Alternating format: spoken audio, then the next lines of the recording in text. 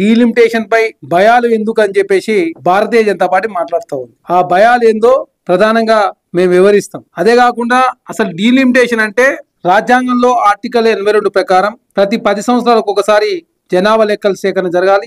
ఆ తర్వాత డీలిమిటేషన్ జరుగుతుంది. 10 సంవత్సరాలకు ఒకసారి డీలిమిటేషన్ జరగాలని చెప్పి నిబంధన ఉన్నప్పుడు 1976లో డీలిమిటేషన్ ప్రక్రియను నిలుపుదల చేసింది ఆనాడు ఇందిరాగాంధీ గారు ప్రధానమంత్రిగా ఉన్నప్పుడు. ఎమర్జెన్సీ టైంలో 25 సంవత్సరాల కాలం పాటు ఫ్రీజింగ్ చేసిరు 1976 నుంచి 2001 వరకు.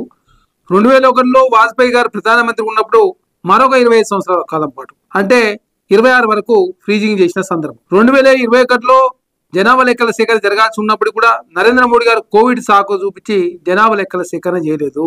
ఇప్పుడు 2026లో జనాభా లెక్కల సేకరణ చేసి డీలిమిటేషన్ చేయాలని చెప్పేసి ఒక దురుద్దేశంతో నరేంద్ర మోడీ గారు పన్నుల పన్నాగంలో ప్రధానంగా సౌత్ ఇండియా కావచ్చు, నార్త్ ఇండియాలో ఉన్నటువంటి చాలా రాష్ట్రాలకు నష్టం జరుగుతూ ఉంది.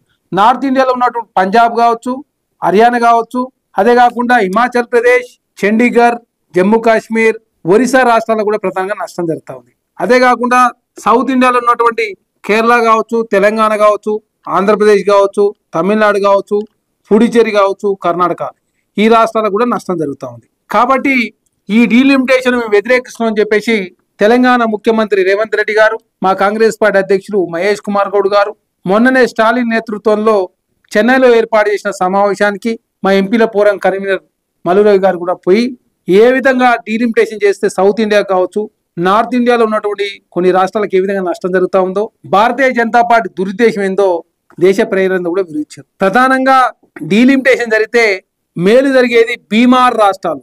బీమార్ అంటే బిఐ అంటే బీహార్, ఎంఏ అంటే మధ్యప్రదేశ్, ఆర్ అంటే రాజస్థాన్, యు అంటే ఉత్తరప్రదేశ్. ఈ 4 రాష్ట్రాలకు ప్రధానంగా మేలు జరుగుతూ ఉంది. ఏ విధంగా మేలు జరుగుతూ ఉందంటే 543లో ఈ రాష్ట్రాలకు ఉన్నటువంటి సీట్లు 174.